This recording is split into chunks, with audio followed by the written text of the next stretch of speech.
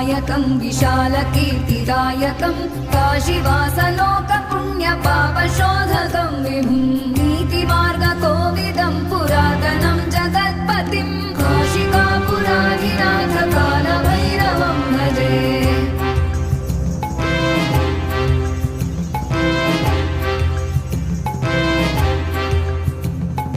कालभैरवाष्टकं पठन्